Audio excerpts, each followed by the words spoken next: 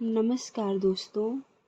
आज हम आपको सुनाने जा रहे हैं देवर्षि नारद को क्यों बनना पड़ा था एक बार बंदर। तो आइए जानते हैं। एक बार श्री नारद बड़े ही तपस्वी और ज्ञानी ऋषि हुए, जिनके ज्ञान और तप की माता पार्वती भी प्रशंसक थी। तब एक दिन माता पार्वती श्री शिव से नारद मुनि के ज्ञान की तारीफ करने लगी। शिव ने पार्वती जी को बताया कि नारद बड़े ही ज्ञानी हैं, लेकिन किसी भी चीज़ का अहंकार अच्छा नहीं होता है। एक बार नारद को इसी अहंकार के कारण बंदर बनना पड़ा था। यह सुनकर माता पार्वती को बहुत आश्चर्य हुआ। उन्होंने श्री शिव भगवान से पूरा कारण जानना चाहा। तब श्री शिव ने बतलाया, इस संसार में कोई कितना ही बड़ा ज्ञानी हो, लेकिन श्री हरि जो चाहते हैं उसे वही बनना पड़ता है। नारद को एक बार अपने इसी तप और बुद्धि का अहंकार घमंड हो गया। इसीलिए नारद को सबक सिखाने के लिए श्री विष्णु को एक युक्ति सूझी। हिमालय पर्वत में एक बहुत बड़ी पवित्र गुफा थी। उस गुफा के निकट ही गंगा जी बहती रहती थी। वह परम पवित्र गुफा नारद जी को अत्यंत सुहावनी लगी। वहां पर के पर्वत, नदी और वन को देखकर उनके हृदय में श्री हरि विष्णु की भक्ति अत्यंत बलवती हो उठी और वे वहीं बैठकर तपस्या में लीन हो गए। नारद मुनि की इस तपस्या से देवराज इंद्र भयभीत हो गए कि कहीं देवर्षि नारद अपने तप के बल से उनका स्वर्ग नहीं छीन ले।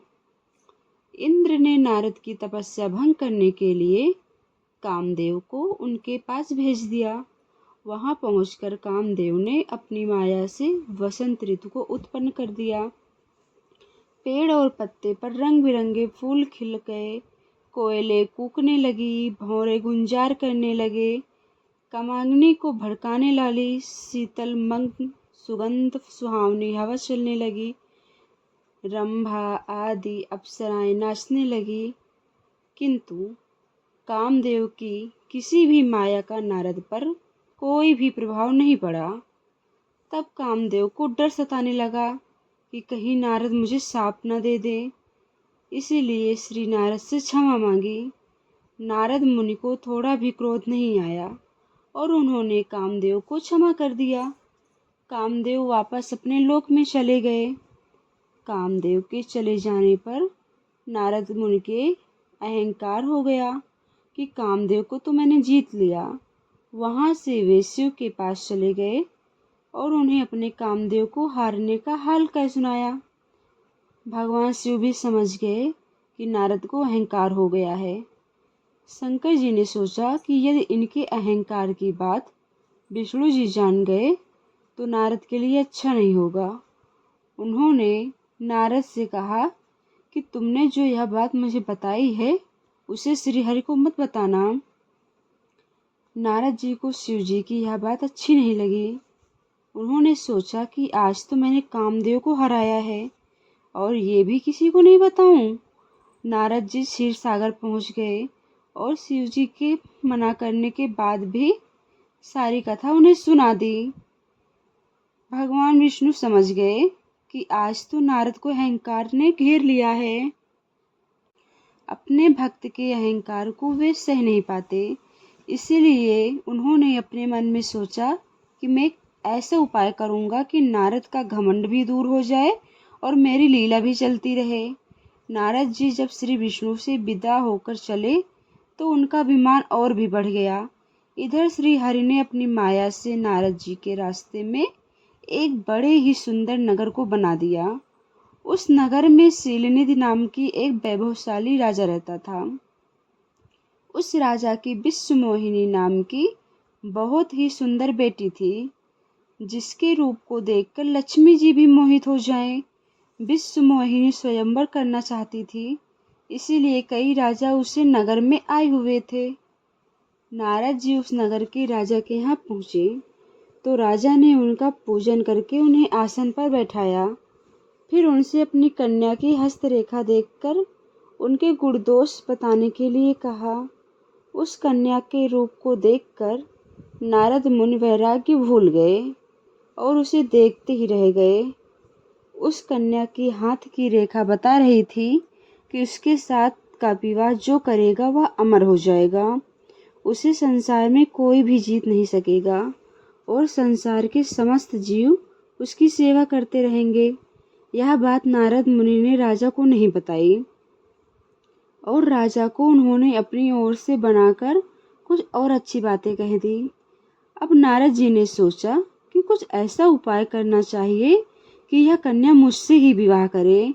ऐसा सोचकर नारद जी ने श्री हरि को याद किया और भगवान विष्णु को उनके सामने प्रकट हो गए। नारद जी ने उन्हें अपनी सारी बात बताई और कहने लगे, हे नाथ, आप मुझे अपना सुंदर रूप दे दो ताकि मैं उस कन्या से विवाह कर सकूं। भगवान हरि ने कहा, हे नारद, हम वही करेंगे जिसमें तुम्हारी भलाई हो। यह सारी विष्णु की ही माया थी। विष्णु जी ने अपनी माया से नारद जी को बंदर का रूप दे दिया। नारद जी को यह बात समझ में नहीं आई। वे समझे कि मैं तो बहुत सुंदर लग रहा हूँ। वहां पर छिपे हुए शिव जी के 2 गुणों ने इस घटना को देख लिया।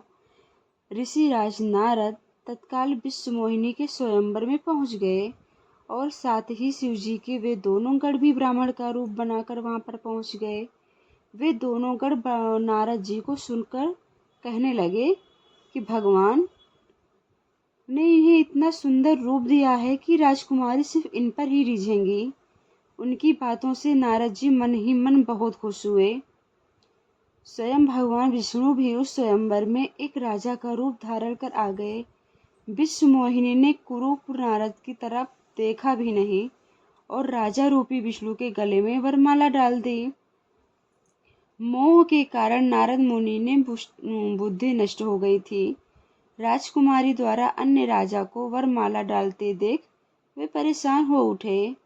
उसी समय शिवजी के गणों ने ताना कसते हुए नारद जी से कहा, जरा दर्पण में अपना मुंह तो देखिए। मुनि ने जल में झांककर अपना मुंह देखा और अपनी कुरूपता देखकर गुस्सा हो उठे। गुस्से में आकर उन्होंने शिवजी के दोनों गणों को राक्षस हो जाने का शाप दे दिया। उन दोनों को शाप देने के बाद जब मुनि ने एक बार फिर से जल में अपना मुंह देखा तो उन्हें अपना असली रूप फिर से मिल चुका था। नारद जी को अपना असली रूप वापस मिल गया था, इसलिए भगवान विष्णु पर उन्हें बहुत गुस्सा आ रहा था, क्योंकि विष्णु के कारण ही उनकी बहुत ही हंसी हुई थी। वे उसी समय विष्णु जी से मिलने के लिए चल पड़े। रास्ते में उनकी मुलाकात विष्णु जी के उनके साथ लक्ष्मी जी और विश्व मोहिनी भी थी उनसे हो गई। उन्हें देखते ही नारद जी ने कहा कि आप दूसरों की खुशियां देख नहीं सकते हैं। आपके भीतर तो ईर्ष्या और कपट ही भरा हुआ है। समुद्र मंथन के समय आपने श्री शिव को बावलक बनाकर विष और राक्षसों को मदिरा पिला दिया और स्वयं लक्ष्मी जी और कौस्तुभी मणि ले लिया। आप बड़े ही धोखेबाज और मतलबी हो। हमेशा कपट का व्यवहार करते हो। हमारे साथ जो किया है उसका फल जरूर पाओगे। आपने मनुष्य रूप धारण करके विश्व मोहिनी को प्राप्त कर लिया है, इसीलिए मैं आपको शाप देता हूँ कि आपको मनुष्य जन्म लेना पड़ेगा। आपने हमें स्त्री से दूर किया है, इसलिए आपको भी स्त्री का दूरी दुख सहना पड़ेगा। और आपने मुझे बंदर का रूप दे दिया है, इसलिए आपको बंदरों से ही मदद लेना पड़े। नारद के शाप को ही विष्णु ने पूरी तरह स्वीकार कर लिया और उन पर से अपनी माया को हटा दिया। माया के हट जाने से अपने द्वारा दिए गए शाप को याद करके नारद जी को बहुत दुख हुआ, किंतु दिया गया शाप वापस तो नहीं हो सकता था। इसलिए विष्णु को श्री राम के रूप में मनुष्य बनकर अवतरित होना पड़ा। शिव जी के उन दोनों गणों ने जब देखा कि नारद अब माया से मुक्त हो चुके हैं, तो उन्होंने नारद जी के पास आकर और उनसे चरणों में गिरकर कहा, हे मुनिराज, हम दोनों शिव जी के ही गण हैं।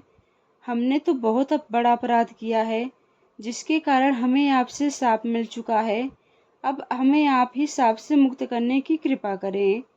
नारद जी बोले, मेरा शाप झूठा नहीं हो सकता, इसीलिए तुम दोनों रावण और कुंभकर्ण के रूप में महान, ऐश्वर्यशाली, बलवान तथा तेजवान राक्षस बनोगे और अपनी भुजाओं के बल से पूरे विश्व पर विजय प्राप्त करोगे। उसी समय भगवान विष्णु राम के रूप में मनुष्य शरीर धारण करेंगे। युद्ध में तुम दोनों उनके हाथों से मारे जाओगे, जिससे तुम्हारी मुक्ति हो जाएगी।